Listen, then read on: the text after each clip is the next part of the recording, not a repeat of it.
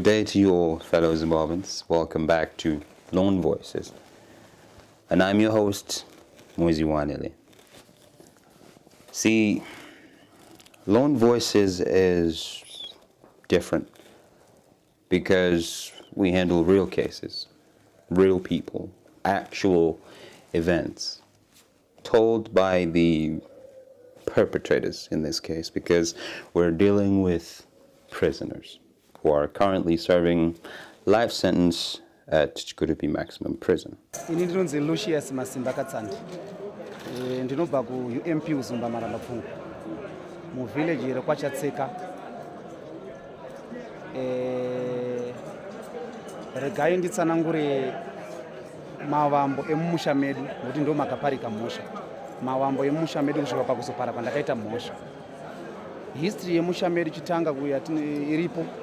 Ndeyekuti pana baba mudiki wangu inini muning'ina wababa wangu akapara akanodanana na mbuya ndobva vadanana na mbuya ndobva vaitisana nhumbo na mbuya sekuru ndobva wazvinzwa baba mudiki waye ndobva washatirwa nazvo ndobva waunouraya chi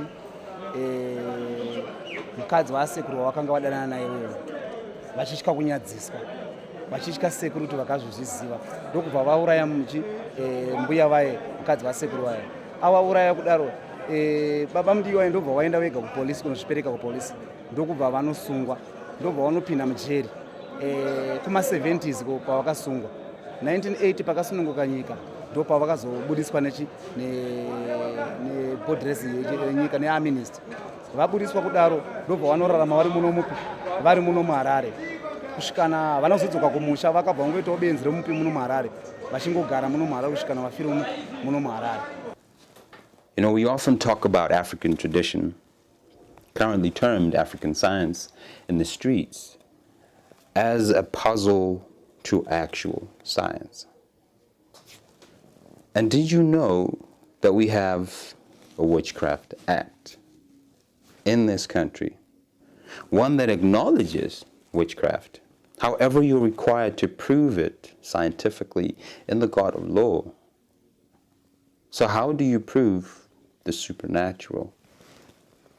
Because witchcraft is different from actual, science.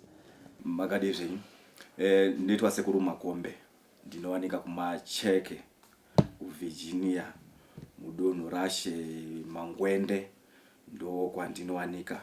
Kumafarms uko ndiri chiremba kana kuti ndiri mwedivi ndinoti ndiri ng'anga. Ipapapo nofunga kungoti zvinhu zvakagara zvichingoti netsei kunyanya kudivi redu rechiwanhu. Ndokuda kuti pamwe kuda pakatanga kana pakagadzirwa mitemo kana inoranga mhosva dzinoitika pakanga pasino vanhu vechirudzi vechiwanhu vatu vechishona paiitwa mitemo iyoyo. Ndokuda kuti dai mitemo yechiwanhu yakafanana kuti kana munhu akarepa anofana kunotongwawo kwa mambo, kana kuti munhu akaruwa munhu akatema munhu anofana kuenda mambo anofana kuona masimba akafanana nayo. Zvino mambo haana masimba ekutonga repa, mambo haana masimba ekutonga munhu atema munhu nedemo, mambo haana masimba ekuti atonge nyaya dzinenge dziri kumakosi. Mambo nyaya dzaanototonga kuti akwanise kutonga ndedzekuti inini ndamitisa mwana wakwanhingi asiri under age, inonzi aiwa endai kudare kwa mambo. Mambo unotitonga pawanikwa kuti pamushapa uyu munhu ari kutaura kuti ndakazoona chiro kana ndakazoona dumwa riri apa. Mambo ndo koti waina masimba nezvozvo kuti haina umbowo hwazvo kana kuti ruzivo hwazvo. Anoti mambo ndiwo unoziva zvipi, saka inondonzi mambo ndiotonga nyaya dzakafanana nedzipi nyaya dzakafanana nedzodzi. Saka ipapa pakagadzirwa mitemo iyi isusu kana isu zvinototichingurudza kutotiwo taida kwazvo kuti nyaya idzo dzakafanana nedzodzi dzinge dzichitongwawo kumadzishangamiro edu. Noda kuti unenge uchitoona kuti pamwe pacho kakurepana kari mukati kari kuitika vanhu vanenge vatowirirana zveshuwa, vanenge vachitoenda vachiwirirana. Saka nenyaya yekuti pamwe inini semukomana ndichakwanise kumupa mari yanga ari kudai kana kuti mari yanga ari kudai akuchichinjurudza nyaya kana kuti auda kungotsvaga kundifikisa kana kuti akungondiwenga kana kuti inyaya yazosvika mukati mevabereki kana kuti mukati mehama. Zvonzi munhu wewe ungati ndiye ungadanana naye pamwe ndakunyara kusekwa kunzi asi une chokwadi kuti wewe ungapfimbi kana ndingadanana naye nini ndakushandura nyaya yonzi akandirepa. Saka dai kuti nyaya ichikwanisa kuwanika mukana wekuti inombotaurwa kwamambo mambo anosefa nyaya pachiwanhu chedu. Ndinoti vanhu vakambotanga vabhodana navo asi nhasi uno munhu ari kunyema noda kuti ati nini ndakarepiwa. Unoda wakarepiwa sei? Ndakakuproposa kuti ndokuda. Saka izvozvozvo zvinhu zvokuti taishuva kuti dai kuti masimba acho amboendawo kumadzichangamire.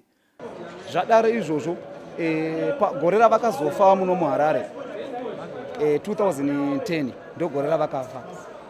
Vafa mu2010 ndogore randakazopara mhosva futi zvekare inini yerudzi rwakafanana nemhosva iyoyo. Inini ndakazodanana nemukadzi baba mudiki vaya, mwana wavo mukomana akasara achichengetwa nababa wangu. Mukadzi wake ndo wandakazodanana naye inini.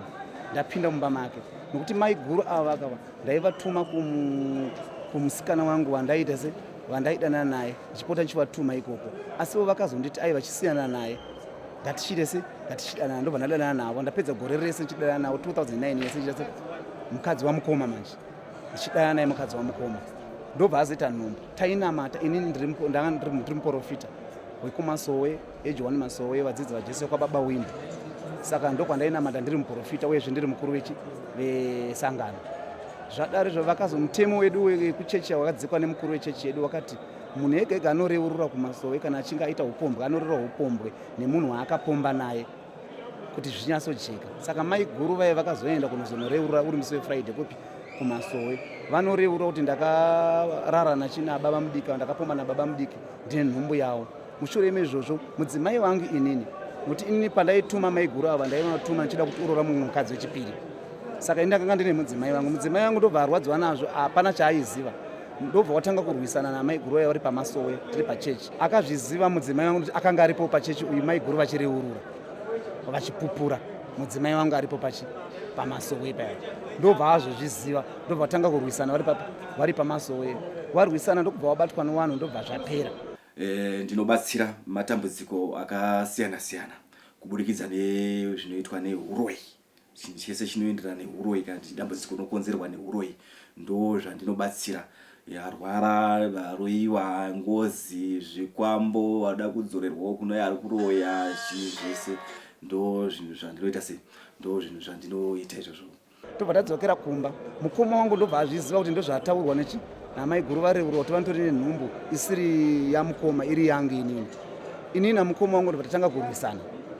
Mai guru vaye nemukadzi wangu bva vatanga kurwisana pamba, tose yanoizi pamba. Pakurwisana kwatakaita mukoma ndokubva varamwa, bva vabva pamba, bva vatiza pamba, bva vaenda kwavakaenda. Tinoziva kuti vakaenda kupi, varamwidzana nemudzimai nezvakaitika izvi.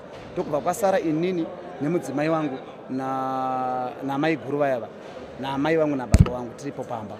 Mushure meizvozvo inini mudzimai wangu akupota achienda kumba kwamai guru vaya achinovarova kuti achinorwisana navo achiti makazviitirei ndimaiparadza musha wangu vachinetsana. Ini kusvika inini ndazopindwa nepfungwa dzakangondibata ndikati ini zvakutoitika zvinani kuti inini ndiuraye mai guru vava inini ndife zvangu ndozozviurayawo inini. Ndobva ndaenda kumba kwamai guru usiku, ndobva ndasvika ndati amai guru chimbondiperekedza kwandinoda kuenda. Ivo havana chavakaziva kuti chii chinoda kuitika. Ndokubva ndabva wandiperekedza 9 kilometers kubva pamba uyu usiku. Tasvika kurukova pangu nemvura yanga ikazara munyadhire river. Tasvika kurukova kuyo ndobva tambonamata tati ngatinamatei. Uyezvo tichingodaro kungoiso maruzhowa mudzimba idzi munongoziva kuti mazuva ano nyika yacho ichidika wakushereketa tinenge tichingoiso maruzhowa wamunoti ruka uya haiwa tinopatidzivirira kusukuroya asi kudzivirira dzimba, kuchengetedza dzimba kuti zvinhu zvifambe zvakanaka. Ruka rwandinarwo ndine rwenyuchi, rwekunamira, rwekuzvimbisa, rwekusemesa munhu kuti asadiwe zvachose nemunhu anenge achimuchiwa. Rwakawanda, tine mhando dzakasiyana siyana. Vana ruware tine mhando dzakasiyana siyana dzatinadzo. Apa ini ndanga ndamutaura kuti tiri kuenda kunonamata. Ndanga ndati tinyepera ndichiti tirienda kunonamata. Asi ndine pfungwa yekuti kwatinoenda kunonamata ndokwanida kuzomuurayira ikoko. Chinda kuzomuurayira ikoko. Pfungwa dzangu kwatinonamata ndokwanida kumuurayira ikoko. Ndokubva taenda ikoko, tasvika ikoko, ndobva tanamata, tapedza kunamata. Ndobva ndamusairira mvura ndobva airira panapa nepamadziro apo. Ndobva akwanisa kubuda. Ndobva abuda kunze bva adzoka ndobva akuchema ari pamberi pangu achiti muda kundiuraya here. Chii chamboitika? Ini handira kuzviteerera ndoti aurati zvapera ngatidzokere kumba. saka ndandinekademo kana ndinako mumaoko ndobva ndati ngatidzokera takudzokera kuenda kumba ndobva ndamutungamidza mberi tikangobva panzvimbo ipapo chingotifambe bhijani pane nepapo ndobva ndamutema nechekugozi ndobva adonha pasi ndobva anditi akangotaura achiti bamunini tinosangana kudenga handina chandakamupindira ndobva ndamudhonza ndamukandira kuti mumvura muye ndobva ndamusiya mumvura muye ndobva aenda mubva ayerera ini ndobva ndadzoka ndobva ndangosiya kademba yanga ndobva ndapinda murodhi ndaenda kupi kumba ndasvika kumba ndobva ndarara hapana akaziva kuti chii chaitika ndikatanga kutongogara ndiripo pamba vanhu vasingazivi kuti chii chaitika kwakazoitika meeting pachikoro program yered cross vaipa vanhu chikafu saka isi tikazoenda ikoko chinhu chinonzi repi chatoudza ndechekuti ini zvakaita semi makagara ikoko ndotongosimuka pano ndotongokukuisirai pasi iyo ndo repi iyo pasina kuwirirana pasina kuti nayo ndokudai ndokudini ndotongokuisirai pasi uyezve mukuita kwerepi senge dzimwe dzikuzoitika mazuva ano idzi dzakuzoenda kwacho yamishonga noti ndakupedza kukurepai futi ndobva ndakupondai ndo vaya futi urudzi waya vanenge vakuita zvekurobha vaya nokuti vanenge vane mishonga wofutika iwaya kuti ukapinda mudzimba imomo wakaita zvawaineta unotanga warepa wotora futi pfuma yenyu saka ipapapo idzi unotoona kuti kumboyikidza munhu wanaobvira wadini wawirirana saka ndaipikototi adai kuti umadzichangamire wakwanisawo kuwanawo masimba akafanana nayo kuti dzimwe dzenyaya dzemarepi nokuti kuna vamwe vari mumajeri ukoka shuwa repi akaita ake repi but angunzi vanhu vaitodanana unonyatsoona kuti maeji yekuti munhu akunzi akarepiwa wachoka wega unotoona kuti hazviwirirani munhu anokurema kuti ndakarepiwa.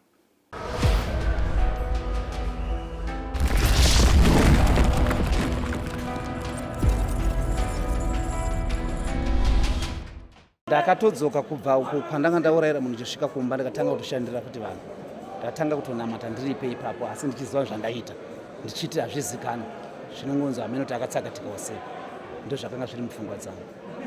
Mushure maizvozvo ndo pakazoitika zveprogramu yekuchikoro iyi tosvika ikoko ndobva panzi mai guru vari kushayika havasi kuoneka asi vana vakanga varipo pamba vana vatatu vana vakundiona vakandiona zveshuwa ndichiya ndichitora mai bada asi havaiziva kuti mai ndikenda navo kupi vana kwakangoedza kunzi havana kuziva kuti mai vaenda kupi vakaya kuzonoripota kupi kumba kuna baba vangu havana chavakazivawo kuti mai vaita sei murora aenda kupi havana chavakaziva asi ndii ndaizviziva mudzimai wangu havana chaiziva vanhu vomarani havana chaiziva kana masabhuku havana chavaiziva.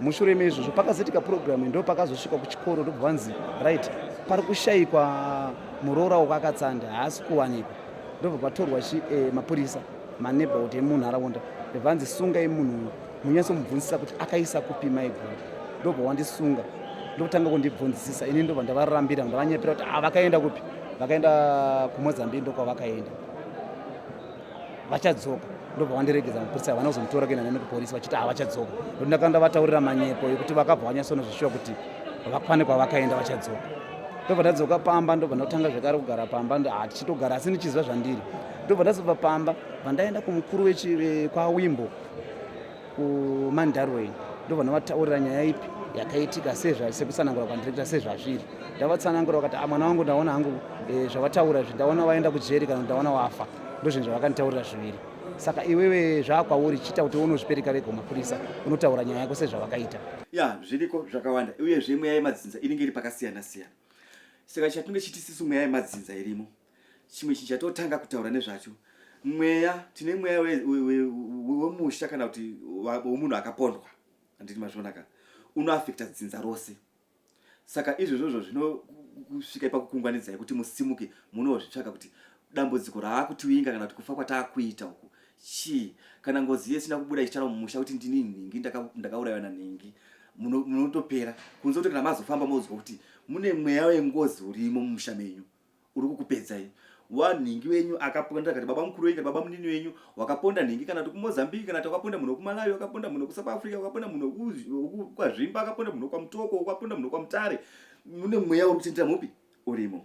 Ina handira kutime yandakabva pandakabva kumandarwe ndichiuya muno muharare ndichiende kumusha ndonosvika ndonozvipereka kumapurisa ndikabva ndangosungirwa zvese nyaya yacho yanga yazara kudhara muno muharare nekuzikana kwandaita kuti muprofita yakanga yatenderera kudhara mupi tingangoti kumasangano ese ari muno muharare andakasarura kana andaifamba ndichinamata vakanga vatozviziva kare kuti ndozvaitika saka ndichingosvika pambare ndo pandakangosungirwa zvikanzweo kutotsvaga. Pandakasungwa ndo pandakazoenda kupolisi kumutawatawa. Ndasvika pamutawatawa ndakanga ndine imwe mhosva yakanga iripo kudhara, asi mhosva iyi yakanga iri pabhero, yambosiwa yambosendekwa namajistrate. Saka ndasvika magistrate akabva nditi aune imwe mhosva kare yauripo yestock theft yemombe yawinayo. Saka nhau inenge iripo ndeyekuti taakutokutonga mhosva iyi tanga takuregera, asi nokuda kweiye wazopara taakutokutonga iyi yakutotongwa nehigh court. Saka tokutonga iyi ndobva nditonga 9 years. Ndatongwa 9 years ndobva ndaenda kujeri. Ndauya kuno kujeri ndaakupika ndichisevha kubva 2010 ndichisevha ndiri md further charge, ndiine further charge ndichienda kumatare edzimhosva. Mhosva yayo ndobva yamboliberatwa ikambosendekwa isina umbo hwakakwana nokuti ndairamba panguva yacho matare. Kuiramba kwandaita hakuna munhu akandiona kana akandiziva. Saka iwo hawaikwanisa kuitambira nokuti hapana akaona zvayakaitika. Ini ndakaona zvakaita ndaziva zvakaitika, yakanga isina witness akaona. Mushure meizvozvo 2015 ndapedza mhosva iyi yestock theft, ndo pandikazodainwa nehigh court. Pamhosva yake yasumuka ndobva nanopinda trial 5 days ndichinopinda trial svika ndabatwa nemhosva ndobva nonzi death sentence, ndatongerwa rufu. Ndatongerwa mukoti A.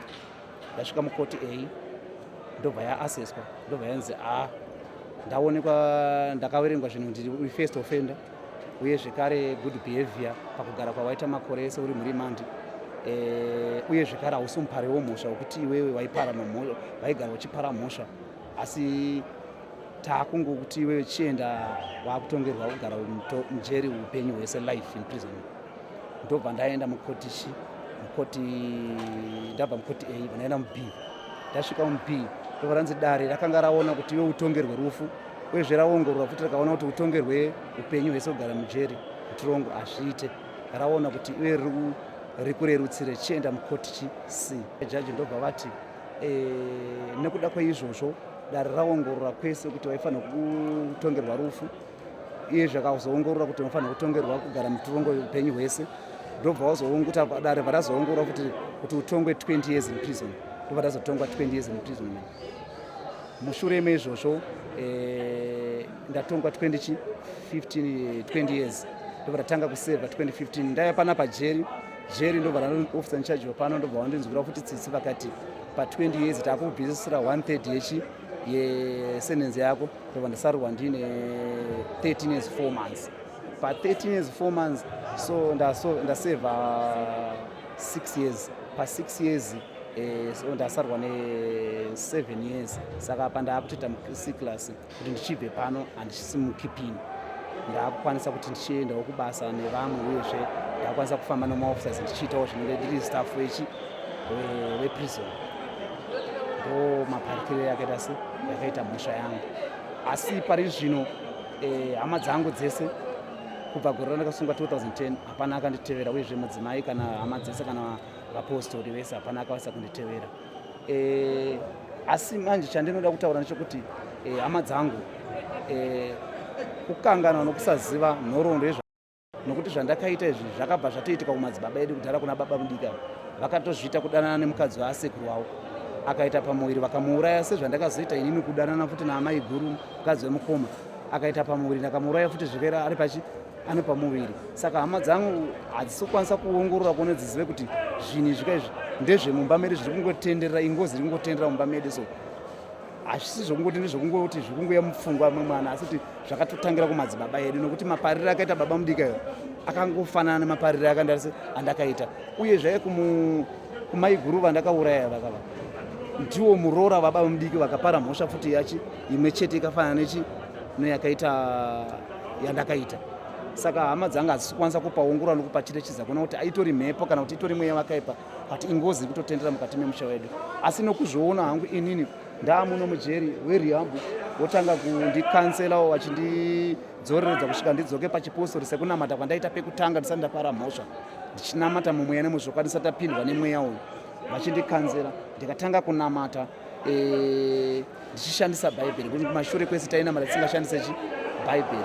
Asi pandakazotanga kudzidziswa nevafundisi machaplains uyezve nerehab ndaakushandisa bhaibheri ndichiverenga. Ndakatanga futi kuzadzwa futi nemweya waMwari. Ndatanga kuzadzwa futi nemweya waMwari ndikabva ndatanga kuona urongo hwangu hwese kuti pandakakanganisa pese ndakanyatsoona kuti ini ndiri wrong. Zvokuti kudanana naamai guru zvakanga zvisinei basa. Dai ndakanga waregedza zvaone nhumbu yacho chizvarwa taigona kungotaurira munhu kukama hapana chaita se chaiitika. Posi piri koita kune mweya wezvikwambo. Tinini ndiri mumusha ndine mishonga yangu yandakatora. Ndatora mishonga yangu munongoziva kuti zvisinge zvimwe tsika dzaiitika kareko. Kwaiwa nemunongoziva kana makamboti mune makore ari kumashure kuti vanhu kazhinji waibhirivha chiwani. Uyezve varume vaitonzi hakuna murume anorarama asina svimbo. Saka waitonzi usina chawainacho unotosekwa kuti hausi murume. Saka izvozvo zvinhu zvaiita kuti madzibaba edu kana madzikuru edu wafambe mudzinganga vachitsvagawo zvavanotsvaka, kutsvagawo pfuma vatikutsvaka pamwe vaitsvaka kuda kurima, kuchengeta zvipfuyo, kuda kuchengeta mhuri yake, kutsvagawo mabasa, zvakasiyana-siyana zvaiitika. Saka zvinhu vana chiremba waipa zvinhu izvi zvinenge zviri mupanda yazvino kana kuti zvakasiyana kuti chinhu chawazopiwa kuti choda kutochengeta mombe dzako ndechichi chinoti. Asi chaasingazozivi munhu kana chaasina kwanisa kuzoziva kuti chinhu chandapiwa ichi chichanzondirasira kwenguva yakadini. Paachafa toti afa aenda adzama uyu. Chinhu checho chaakuchisama chaakuchinetsa musha manje. Wamweya waakusimuka. Vanhu vaakurwara, mhuri yaakupenga, vanhu vaakungoshayiwa mabasa, vanasikana havasi kuroorwa, kana ivo vanakomana vari kuroora vachingosiya vakadzi vachidi pamwe zvaakuda kunohirikita zvaiita uyo akanotora mushonga wake uyu. Saka pamunozosvika pakuzounganidzana nokufamba ndipo unozonzwa aiwa mune mweya wechikwambo uri mumusha menyu wemunhu akati akanotora mushonga wake achiita upfumi hwake achizoda izvo. Saka mweya iwe unenge waamopi nai unenge waaimomo. Kwozotizve futi tine mweya kana kuti yanatete inenge ichiraramawo futi iri mumusha. Toto mumusha medu muna tete wakangofa wasina kuroorwa. Saka mweya iwe unosimuka zvakare. Unosimuka futi waakunoteera futi kahunikako kuwanasikana kana kuti vana wedu wanenge waakuzobarwawo. Kamweya futi kanenge kadini kanenge kasimuka nokuti uyu kufa kwaakaita aane shungu kuti saka inini zvechokwadi ndakatoenda ndakatofa ndisina kusiya chi. Saka regai ndiri ndatogara ndatovhara kuti hapana charoorwa. Mafira ndakaita vanhu vese ngavangofa vasina chi vasina dzimba. Saka ndipo pamunozoona paya kuti vamwe vanasikana kungoenda kuvarume vatsoka, vamwe vanasikana vangoenda kuvarume vadini. Mweya inenge ichiita sei inenge ichisimuka iyo. Ndakuzvifunga ndaandega asi ndakazofunga kuzongotongera kuti ndakauraya dzimwe dzenguva zvarova zvakadaro. Asi hapana zvazvakabatsira nokuti ndakazongosungwa ndakaya muno mucheri. Mudzimai vangu ndakangomusiya achitambudzikawo nevana. Mai guru vacho vafa, mukoma wacho asara ega, vana vari kungotambudzika. Kuri kuti ndakatokanganisa mudzinza racho, ndakakanganisira dzinza. Uyezve ndakatokanganisira vagarisani, uyezve nevedzinza rekumusha kwemudzimai vamukoma nedzinza rekumusha kwangu kwemudzimai vangu nokuti ndakatosiya mwana wavo kuti ari mudambudziko. Saka izvozvo ndikutozvishora ndichizvibata ndega nemhosva kuti ndii ndakatokanganisa ndakatotadza. Hama dzangu dai zvabvira aiwa dai vakwanisa kuuya pano paturongo panapa ndataurirana navo ndovaudza chokwadi chizere nokuvaonesa zviripo nokuti mhosva yanisa ndaona navo kuti vazive kuti ndakaipara sei. Vari kungoziva kuti ndakauraya muroora womudzinza asi vazive kuti ndakamuuraya sei, zvakafamba sei, chii chakaitika, havana chavari kuziva. Vari kungoti ndakangouraya asi chandakauraya vasi kuchiziva.